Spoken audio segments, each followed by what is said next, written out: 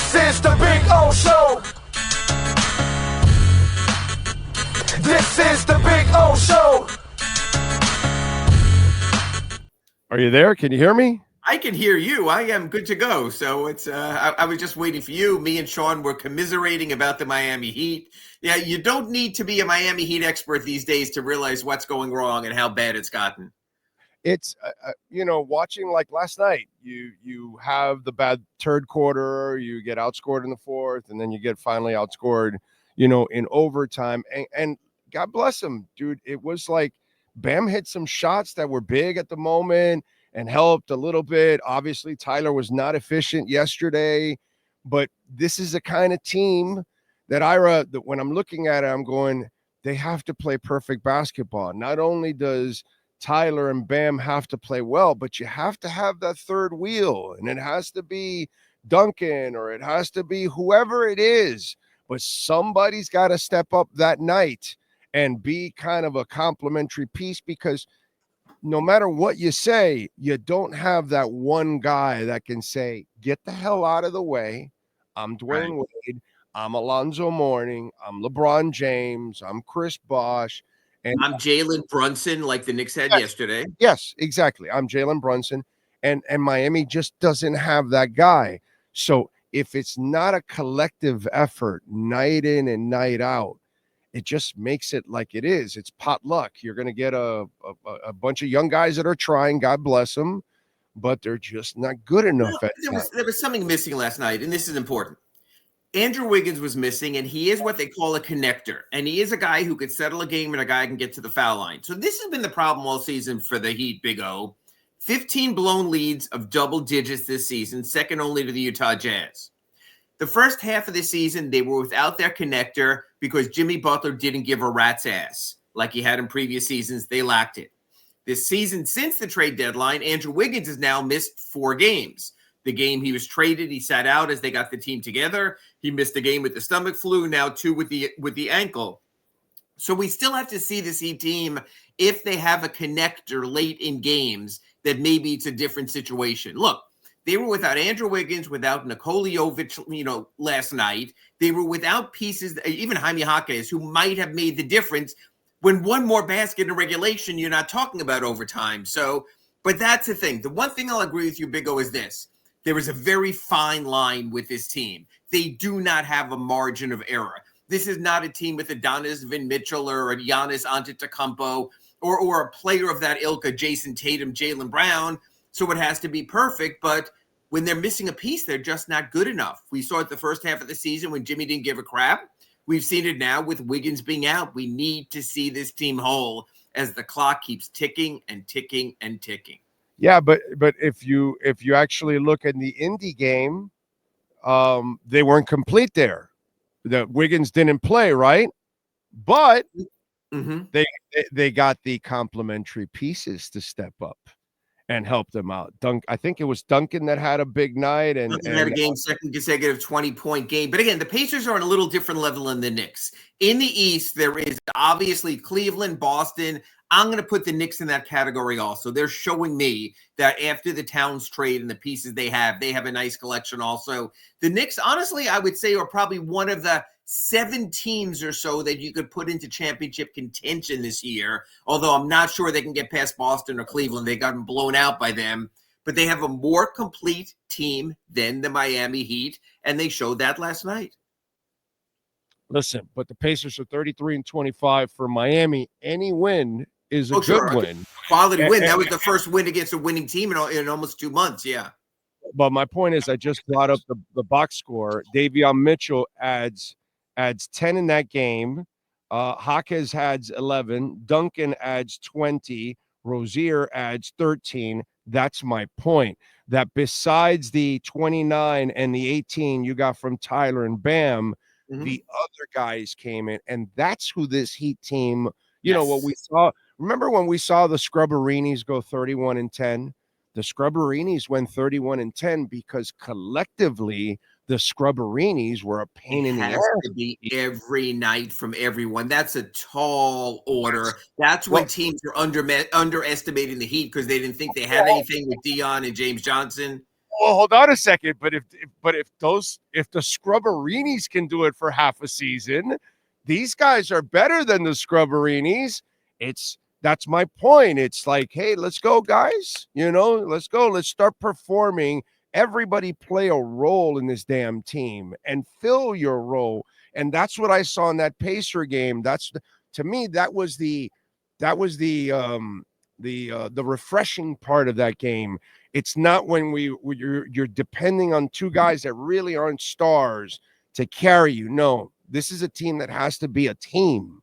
They have no stars, so they must be a team. And last night, that's what I did not see. I did not see enough guys around to support, because I thought, can I ask really that much more from Bam last night? No. 30 points, no.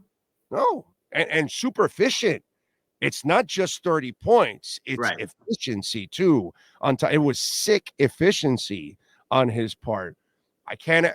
Other people have to do their jobs. I can't ask Bam to do any more than what he did last night. No, and Tyler had a good game, hit a key three late, not as much scoring late, but still hit the big three late. At least, had the stones to take the late shot at the end of regulation. Kalel, when the Knicks were playing bigger, was very efficient in the first half, but you need more wing play. And again, the guy who should be the guy when Tyler goes out, this has been the problem all year, who steps up. That's why they traded for Terry Rozier. And Terry Rozier simply has not been the answer. And without Terry producing, you realize this team, we spoke about it all year in our Accurate Pembroke Pines reports, the Heat have no other shot creators. Yes, Bam can hit a jumper if someone gets him the ball. Yes, Kalel Ware can dunk if someone gets him the ball. But against good defenses that tighten up, who's going to create shots? That's why it was Tyler or bust again at the end last night. That's all the shot creators they have. Yeah, no, you're right. Although the Kalel Ware was at 5 blocks in the first half, that was fun. That was fun to watch from Kalel to pull 5 blocks and a half. It was a nice tease, but again, when teams go small, this big can run into trouble because then you have to have them guarding OG or Josh Hart or someone like that. Again, they will work through this. This is not the Heat championship year. This is a team working to see what they have and who they have, working at some of the guys. Look, if Nikola Jovic was available yesterday, and he could have been on the floor when OG got that late offensive rebound. It's the little things. Jaime Jaquez Jr. maybe is scrambling for a loose ball there. But that's the thing. The margin of error is such a fine line with this team. That's why you have 7 overtime games. That's why you have 15 blown double-digit leads, because everything has to be perfect, and perfect is hard to get on a nightly basis. Yeah, no, it was frustrating, And again, I it's not to pick on any of their effort or anything like that. Those kids are trying, man. They're doing their best out there. And when guys are out, like a Jovic and like a Wiggins, the other guys have to look at it like, this is a chance of a lifetime for me. If they're good enough. But if they're not good enough, and if they're Terry Rozier, they are what they are. Sometimes you just make bad trades. Yeah. So what's the word on Wiggins? Again, a bad ankle sprain is the kind of thing it looks like it's going to be 3 or 4 games. I can't envision, again, we'll find out 1:30 injury report today, but Jaquez and Wiggins missing Sunday and coming back Monday would seem highly unlikely. But again, different level of competition. This is the Wizards, the worst team in the NBA. If you lose this one, we just shut it all down. Next week, I'll be doing hockey report on our Accurate Pembroke Pines report, because you can't lose this one. And Big O, that's the sort of sorry part of this whole thing. If they would have held on with the 19-point lead last night, and if they could have beaten the Wizards, you have the confidence of a 4-0 homestand, back at 500. Season is reset. Now, even if you beat the Wizards tonight, you're a game under 500 going into the best team in the NBA in the Cleveland Cavaliers, who got stronger at the trading deadline with the addition of DeAndre Hunter. That's the problem. The Heat have a bunch of home games coming up, but they got home games against the Celtics, and they got home games against Minnesota, and they got home games against quality opposition. Last night, they weren't up to it. And let's face it, Big O, you're watching the game with the wife, and they're up 10, 12, 15, 17.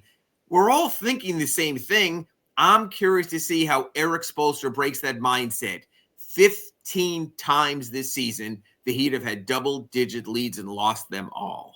Yeah. Young team going, oh no, here we go again, and then you got to find who's the veteran, who's the vet. You kind of miss that because when you think about it, Bam is young. Tyler is still young. Wiggins is just new. If you had that veteran component that we talk about, and that's what they're lacking also, the guy who's been there, who knows how to get to the foul line, who can get you out of trouble. They don't have that either.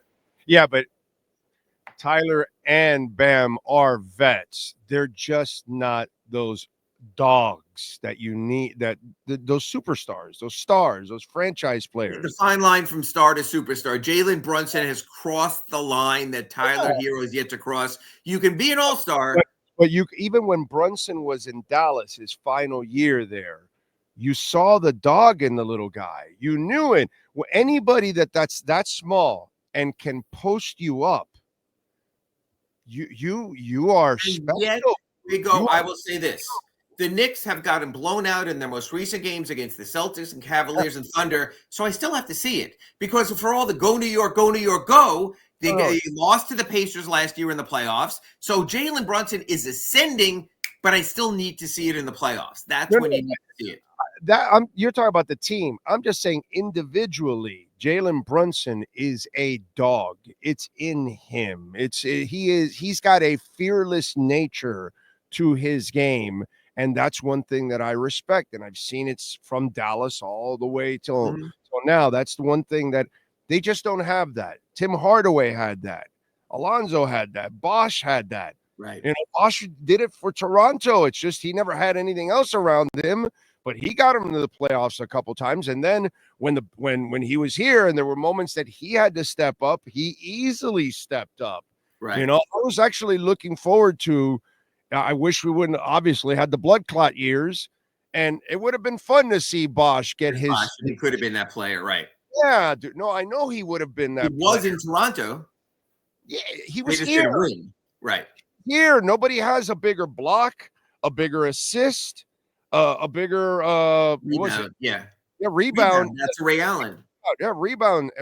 All that in history than Chris Bosch, dude. I mean, the guy's money, dude. I mean, give me a break.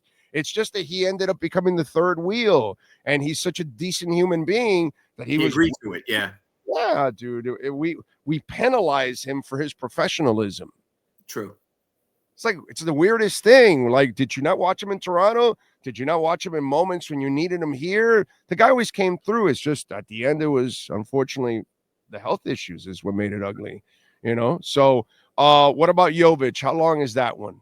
That's, there's 3 more weeks just till they reevaluate him. And that's going to put him with 2 weeks to go in the season. I would not count on him at this point. You've got to cycle through and find your players and find your rotation. Just a tough break for the kid. He was playing well enough, and they certainly could use him and could have used him in these recent games. But he is first going to be reevaluated with 10 games to go in the season. So it's going to be right down to the wire. When you talk about evaluation and reevaluation, how difficult is it for Spo when Jaime can't put together a whole bunch of consistent games, or Duncan can't put together a whole bunch of and again, especially with Jovic out or whatever, like nobody can put together. No, I wrote about this at the Sun Sentinel. I know you always ask me what I'm working on. I wrote it today, and it's in today's paper. The Heat at the end of the season have a decision. Duncan Robinson next year is due to make $19 million. The Heat can buy him out for $9 million, save $10 million to next year. But as you know from football, that's also $10 million, $9 million in dead money. So which is worth more for the Heat? Having Duncan Robinson at $19 million or not having him and saving $10 million? There is a decision to be made there, and they're going to have to make that. So I will be curious again. If this team goes somewhere and pulls it together and Duncan strings together games, it makes it a lot easier. But he's also had some awful nights recently and some bad turnovers. They got to think about the big picture as who they are and what they want to be. It's the problem with Duncan is the same problem with Bam or Khalil Ware or whatever. They are triggers off of a, offensive faucet. There has to be that person that is a threat and a feeder at the same time. And that's what ignites people like that. When you have stars that bring in attention, and then that opens it up for Duncan. Okay, Big O, I'm gonna throw one at you so you can use this on your tees when you post this for the podcast. Kevin Durant. Yes. How much you're willing to pay. And I'm going to start with a starting point. We know the matching money pretty much has to be Wiggins and either Rozier or Duncan. Let's say Wiggins and Rozier for argument's sake. That's the matching money. Would you also throw in Kel'el Ware and a first-round pick? So then you're saying this is the window right here, right now. I'm not saying anything. I'm just giving you a deal. Orlando Alzugaray on our accurate Pembroke Pines report. If you had to give up Andrew Wiggins, Terry Rozier, Kel'el Ware, and a first-round pick in June or July for Kevin Durant, would you do it? Unfortunately, I have to do it. Now you're saying Durant, Bam, and Tyler is your thing. Now, I don't think that's good enough to win it, by the way.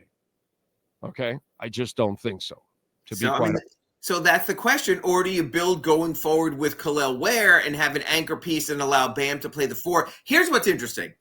We did this in pregame before Spoelstra spoke on Friday night. I offered that out there. And it was a split of like 4-4. Big name media guys in town were debating it. Some said, no, it's too much. Durant's 37 years old. He gets injured. Then what happens? Others were saying, you've simply got to shake up this mix because it is going nowhere. It was a really lively and interesting debate. Well, no, but I think it's what I keep saying. Instead of going to that route, and I get it, what you're trying to do and whatever, I don't think you're going to get it done. So you're better off trying to, if you're going to tear it down, then you try to move Tyler for a pick or two in the offseason. That's what you've got to do. You've got to go the other way and go collect picks. And if you can collect any picks, that's fine. And if you can get something, is Duncan tradable to a team that maybe has weapons, and then they say, okay, I don't think at $19 million he is now. No? Okay. Not at 19. And again, he has an opt-out. And here's the crazy thing, because the crazy money, what if Duncan says, yeah, I'm due $19 million. I have a player early termination option. Maybe I can get a multi-year deal somewhere else. So there's going to be a lot of moving parts for the Heat this offseason. But the Durant thing is real. He is getting traded. It's just a matter of where. Here's what's interesting. The story that came out this morning said the Phoenix Suns are willing to trade Kevin Durant to the contender of his choice in the offseason. Are the Heat even a contender? In other words, if he can go to Houston or Oklahoma City or maybe Golden State, yes, why would he come to the team that, look, I hate to say this, Big O, at this point, just we're here on March 3rd, but the Heat are going to be in the play-in for the third straight year. That's kind of obvious the way Detroit is playing right now. So who says, I really want to go to that play-in team? That's the difference. I'm not so sure this is the quote-unquote, you and I have spoken about it, target destination. No. It isn't a target destination anymore. That's why I keep saying that you've got to go create the cap space and go get the picks.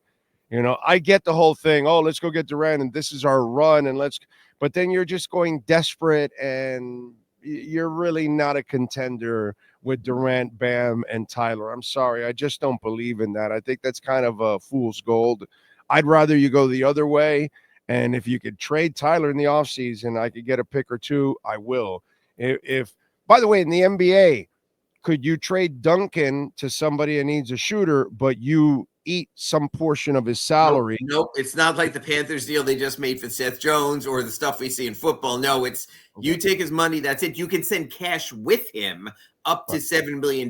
You get an allotment every year. The Heat already used for this calendar year a bunch of that allotment when they did the Davion Mitchell trade and got off of PJ Tucker. So that would have to be a July deal. You can send money with, but you cannot pick up a portion of a contract. Not in the NBA, no.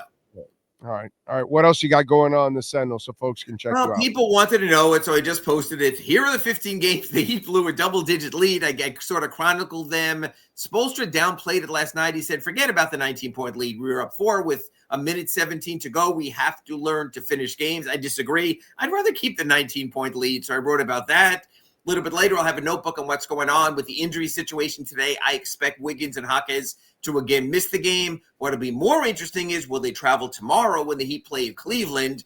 Because when you're playing the Cavaliers in Cleveland, you need all hands on deck. So it's going to be a really interesting week because it's a week you also play the Timberwolves at home on Friday, and they're desperate. So it really is desperation time for the Heat, but it also is a play in reality, Big O. All right. So, by the way, does Jimmy Butler play tonight or is back spasms again? It doesn't matter if Jimmy plays anytime. We know that he's going to come here March 25th and score 35 points and gesture toward Pat Riley and gesture toward Mickey Harrison. That's the night I know that he's going to play. And then maybe even comes down here and pays the rent on his apartment also. So we'll see. I don't know. Maybe he's not healthy enough to play that night anymore. I don't know. We'll see if Mr. Back spasms, because he missed and they lost to a bad team, dude. So yes. That was they need him, and he's important. And he's honestly what you and I started our Accurate Pembroke Pines report with. He is a connector, and he makes good players better. And the Heat right now, especially with Wiggins injured, don't have that. Yeah, they definitely don't. Follow him on Twitter at Ira Heatbeat and catch his work there at the South Florida Sun Sentinel. Ira, as always, thank you, my brother. Appreciate it. Back at you next week on our Accurate Pembroke Pines report. Thanks, Big O. You got it. And, of course, Larry Schlossberg, all the amazing people out there, that service center led by Mike Chan and Jordan Ferber. They are just absolutely fantastic people. Take advantage of the #1 volume sales dealership in the Southeast United States. They are dominating. There's no Acura dealership better than Craig Zinn's Acura of Pembroke Pines. Get on down there, folks. And right now you can get the ZDX for $449 a month, 0.9% financing for 72 months. The Integra 2025 model, $339 a month, 3.9% financing for 60 months. The RDX, $399 a month, 3.9% financing. And the MDX, we can get you $10,000 off the MSRP. It is the #1 volume sales dealership in the Southeast United States. Get on down there and tell them that Big O sent you. They'll take care of you, baby, at Craig Zinn's Acura of Pembroke Pines.